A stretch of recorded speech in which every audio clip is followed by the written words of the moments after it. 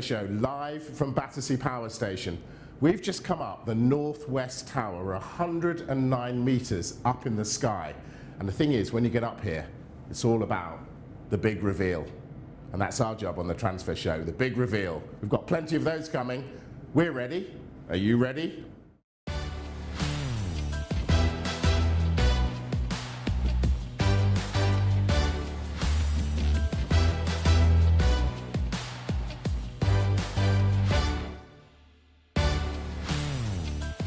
Yes, we are definitely ready. Kaveh Solokol, Dharmesh Sheth are here with a lowdown on all of the day's top transfer stories, and there are absolutely loads of them.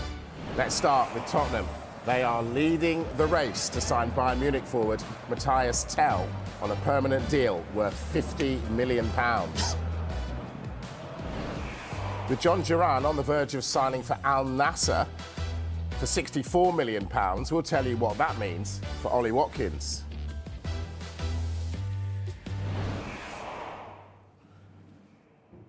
Yeah, and we've got WSL news as well. It's deadline day in the WSL. Manchester United are working on a deal to sign out-of-favour Manchester City Lioness Chloe Kelly. The deadline, 11 o'clock tonight. Now, it's a transfer show. That means breaking news already. Dharmesh, what have you got? Yeah, this one is to do with the Brighton forward, Karim Mitoma. And this story was first reported by David Ornstein. It's just been confirmed to us now that Brighton have rejected an offer from the Saudi club Al-Nassr. Yes, Al-Nassr again, which I'm sure we'll be hearing a lot more in this transfer show this afternoon, for Mitoma, worth 65 million euros. That's around 54 million pounds. Brighton say that the Japan international is simply not for sale. He actually joined in August 2021 from Kawasaki Frontale for just 3 million euros. He's 27 years old. If they were to sell him, I mean, that would be a humongous profit of around 50-odd million pounds. But he is not for sale because Brighton have rejected an offer from Al-Nassr for him. Do you know what's interesting about Al-Nassr is obviously Cristiano Ronaldo plays for Al-Nassr. They're one of the 4 clubs in Saudi Arabia who are owned by the Sovereign Wealth Fund. So they are one of the richest clubs in Saudi Arabia. They're one of the 2 big clubs in Riyadh. But even though they've got Cristiano Ronaldo, they have not really been challenging for the title. The best team in Saudi Arabia at the moment is Al Hilal. So I wonder if Cristiano Ronaldo, who I think is going to be 40 next week, has been putting a little bit of pressure on the people upstairs at Al-Nassr and saying, look, I want to win titles. I want to win more trophies, even though I'm going to be 40 next week. And even though I'm getting paid £3 million a week. Apparently. I want to win trophies, so let's try and get some really top-name players in, which is why they're going for players like Jhon Duran and Mitoma at Brighton. Speaking of top-name players, let's talk Tottenham Hotspur. Who could be coming, and is he coming? Well, this is a really interesting one. Big developments this afternoon, because I think Spurs are trying to steal a march on their rivals to try and sign a deal with Bayern Munich to get Mathys Tel. Now, Tel is a player who's really in demand. Most of the top clubs in Europe are looking at him.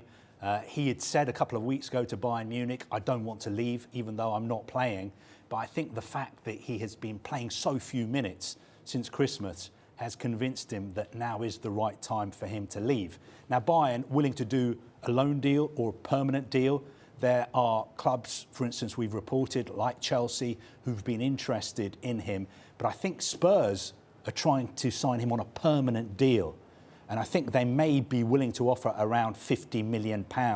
Now, their technical director, Johan Lang, was in Munich yesterday watching Bayern's Champions League game last night. And I think he stayed in Munich for talks with Bayern Munich. And there's good relationships between Spurs and Bayern Munich because, of course, Bayern signed Eric Dyer and Harry Kane. Kaveh says he's a player in demand, so who else is after him? Yeah, he is a player in demand. The Bayern Munich sporting director, Max Eberl, just picking up on what Kaveh said there, he said, we spoke in December, Matthias said he wanted to establish himself. Now he says he wants to leave. He says there's no bad blood, I can understand him. But he also said, I've rarely had so many clubs call me about one player before. So he is in demand. Chelsea, one of the clubs who are interested, there was all that talk about maybe Mathys Tel going to Stamford Bridge, and then Christopher Nkunku making his way to Bayern Munich. Manchester United, they're also keeping an eye on his situation, but it appears that United would probably have to offload one, if not both, of Marcus Rashford or Alejandro Garnacho to free up the squad space and free up the salary space to bring in someone like Mathys Tel. I just wonder whether Arsenal, Aston Villa, could they be in the mix as well? Because there are a number of Premier League clubs who would be interested in a player of Tel's ability. I mean, he was playing in the Champions League last night. He started that game. He appeared to say goodbye to the fans at the end of that game, and it has been confirmed that he does want to leave, and there's going to be no shortage of suitors for him. All right, so you're saying that Spurs are trying to steal a march, but why would he go to Spurs, who are struggling in 15th, I think, from Bayern? I hope there are not any Spurs fans watching this. They know I don't mean it. Well, I mean, Spurs are still a very, very big club. They're in London. They've got a brilliant stadium. They've got a magnificent training ground. I think they are a big pull for a lot of players. But I get what you're saying. Why would you leave Bayern Munich to move to a team who's struggling in the Premier League at the moment? I think the most important thing for the player is playing regularly. That's what he wants to do. Ever since he moved to Bayern from France a couple of years ago, he hasn't been getting the minutes that he wants. So I think all these clubs who are trying to sign him, for instance, if Arsenal come in for him, would he play regularly for Arsenal? He's only 19 at the moment. Is he what they want? Is he going to be the difference, a 19-year-old, between them finishing second or them overtaking Liverpool at the top of the table? Chelsea, would he play regularly if he went there? Manchester United, RB Leipzig are interested in him as well. Aston Villa.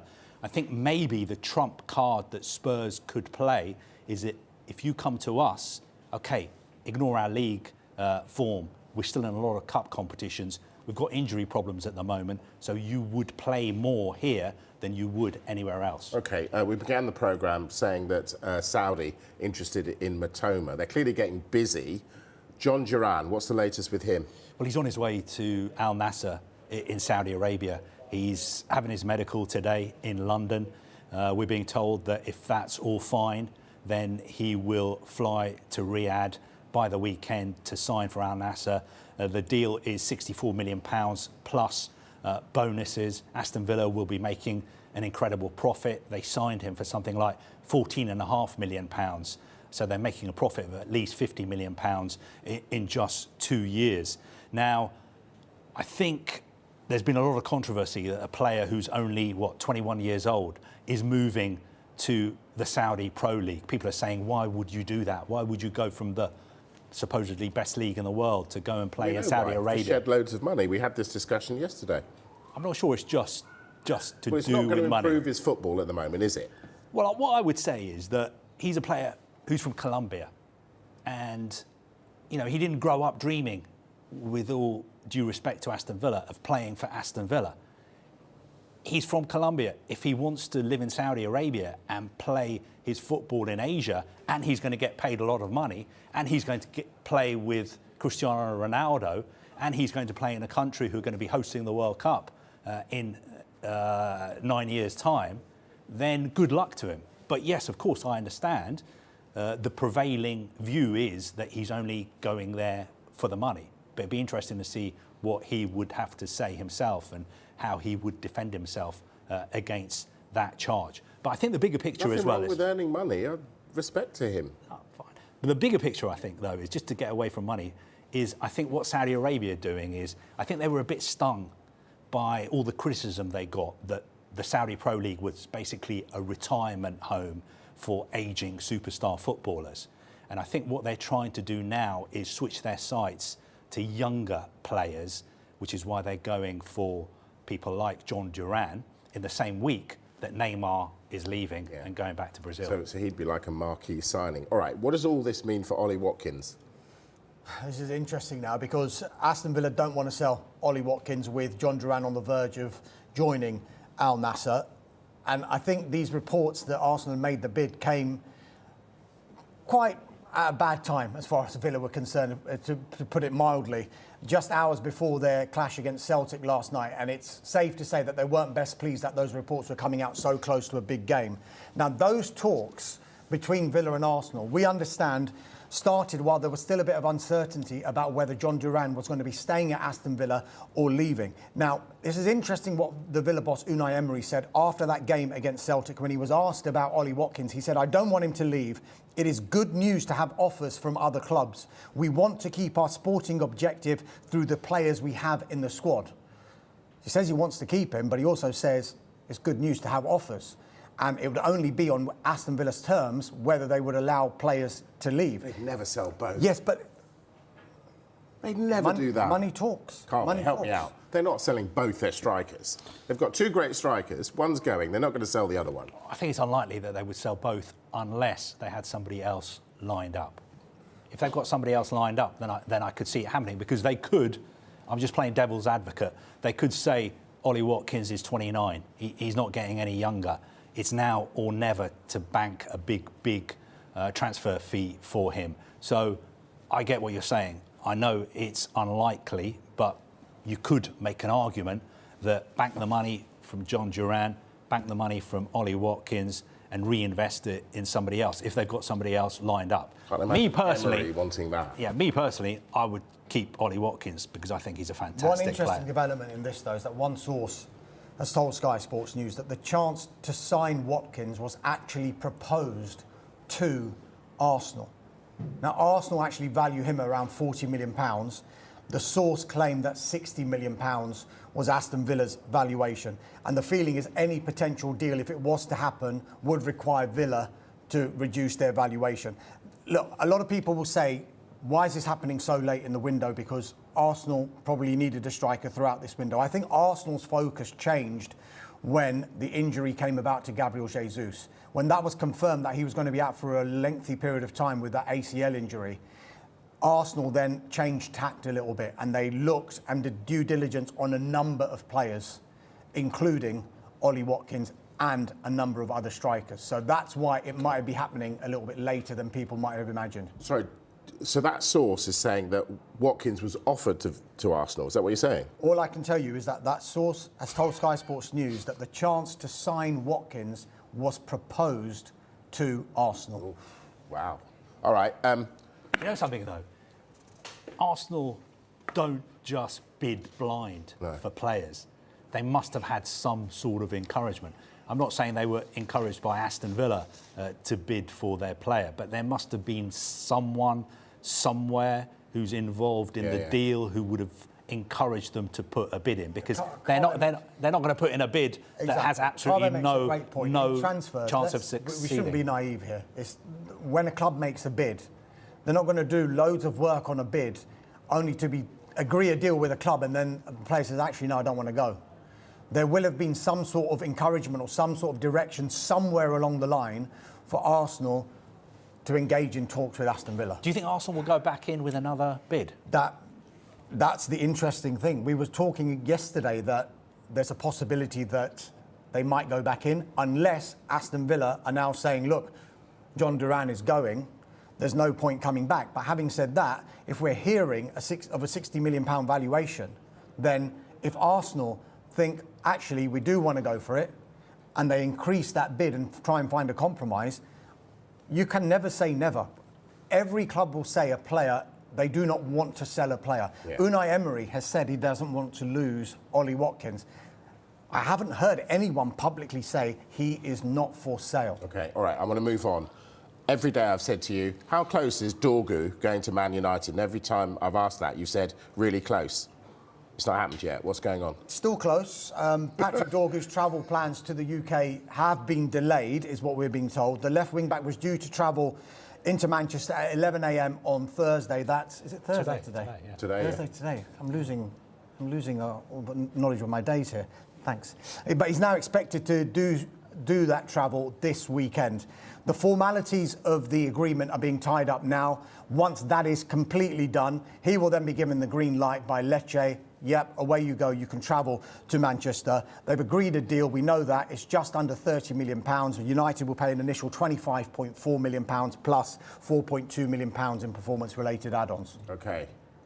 It's not happened, though, yet. Should United fans be worried at all? I don't think so. The people I feel sorry for are the photographers and camera operators who are hanging around Manchester Airport waiting to get a shot of Patrick Dorgu arriving, because people want to see those pictures. People want to see the pictures of the first United signing under Ruben Amorim. He may have been coming in yesterday on a private jet. Then the information was that he'd be coming today at 11:15. We've been told he could be coming tonight. He could be coming tomorrow. He could be coming over the weekend. But the bottom line is that there's no problem with the deal. The paperwork is going to be sorted out. As soon as that's sorted out, he will fly in on a private jet into Manchester Airport, and we'll all see the pictures. Great.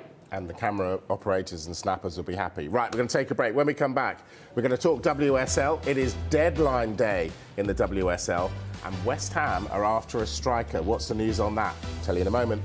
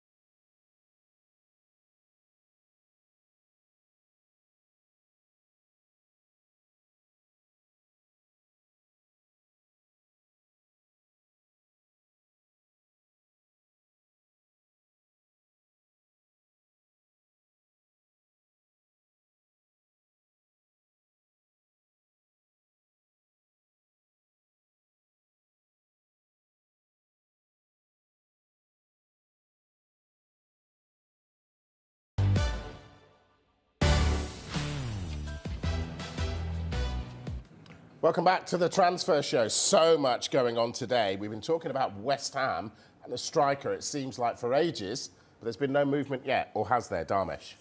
A little bit, but no striker arriving at the London Stadium just yet. They've had a bid for the USA international striker, Ricardo Pepe, rejected by PSV Eindhoven. The offer was for a loan with an obligation. That obligation price was understood to be around £21 million, but PSV do not want to see Pepe leave in this transfer window. He actually scored for PSV Eindhoven in their Champions League victory against Liverpool last night. Brighton's Evan Ferguson, though, still remains a prime target for West Ham United. Now, the Brighton boss, Fabian Hurtzler, said today that he's back in contention, he's training fully, and he's in contention for the weekend game. West Ham boss, Graham Potter, was asked the question, as he always is, nearly every single week since he's arrived, about strikers, but in particular about Evan Ferguson, and this was his response. Signing a player is easy. Believe you me, in this January window, you could sign a player. It's easy. There's so many agents, you can imagine, pushing players left, right and centre. So signing a player is no problem. But the right one, for the right price, that fits how you want to play, that fits into the group, that's the difficult thing. So at the moment, are you struggling to identify a player that's out there that fits in the system and is available for West Ham? No, I wouldn't say struggling, but again, it's just the complication of the window. I've said this so many times in this interview that it's a bit boring. I don't know how many times I can say it to you. I think you were here last week. Was you here last week? It was me. It's like Groundhog Day. I'm saying the same thing. Can't you think of another question? I can give you another name. Well, you can, and I can give you the answer. What answer do you think I'm going to give him? What do you think? Shall I tell you what I'm going to say? I'm not going to speak about anybody that's not a West Ham player. I've said that for the last 3 weeks. Yeah, unfortunately for Graham Potter, we've still got, 4 days left of this transfer window, and he will be asked that question. Of course he will. Again and again and again. Quite right. All right, we're going to talk WSL. Chelsea making a move. Tell us, Carvey. Yes, Chelsea have agreed a deal to sign Kira Walsh from Barcelona for £400,000. She is having a medical in London today, and we think the deal will be completed before tonight's 11 p.m. deadline. Now, she's out of contract in the summer at Barcelona. Actually, she moved to Barcelona in 2022 for £400,000 as well from Manchester City. Of course, she was in the England team who won the Euros in 2022, got to the World Cup final in 2023. And I've been told that the reason Chelsea are buying her is because she's viewed as one of the best ball-playing defensive midfielders in the world, and she also adds experience to their squad. She left Manchester City. Chloe Kelly wants to leave Manchester City, but that's not going to plan for her. Tell us. Well, maybe it is. Maybe it is. There's only a little over 5.5 hours of this deadline to go. And this one is developing now in these last few hours for Chloe Kelly. Manchester United are pushing to sign the Manchester City forward City Chloe sell to Kelly. them? Well, she's already turned down a move to Brighton because she actually wants to stay in Manchester. But look, this one this week has turned a little bit unsavoury. Yesterday, Chloe Kelly took to Instagram to speak of her disappointment that who she can and cannot join was being dictated to her. Look, her contract is actually up in the summer at Manchester City. She hasn't got a future at Manchester City, and she wants the move to give her the best opportunity to play regular first-team football in time to be part of England's squad for the Euros. And we all know what she did in the last Euros, in the final, in 2022. She scored the winning goal at Wembley, of course. Now, it's understood that there has been a breakdown in relations between the club and her management team. So definitely one to watch with 5.5 hours to go. But Kelly from City to United looks on. Also, just staying with the women's game, FIFA have released this afternoon their global transfer report for 2024. And it's got some very interesting figures in there because it says when it comes to international transfers, last year spending in the women's game on international transfers more than doubled to £12.5 million. The top 4 spenders were Bay FC, Chelsea, Barcelona and Orlando Pride. When it comes to the men's game, overall spending on international transfers was £6.9 billion. And the biggest international deal last year was Julian Alvarez moving from Manchester City to Atletico Madrid in a deal worth up to 90 million euros. You've got 20 seconds. 2 players leaving the Northeast to MLS. Tell us. Yeah, Miguel Almiron, done deal. He's rejoined MLS club Atlanta United almost 6 years to the day that he left them to join Newcastle. 4-year deal, £8 million initial payment, £3 million performance-related add-ons. They're not stopping there. They're close to finalising the deal to sign Emmanuel Latte-Lath from Middlesbrough, worth £22 million, £18 million up front, 4 in performance-related add-ons. You did that in 18 seconds. You are a legend. Right, that is the transfer show at 5. We are back at 7 o'clock. We've got a live studio audience. They're in the building already, raring to go. And we'll be joined by Jamie Redknapp. See you in a bit.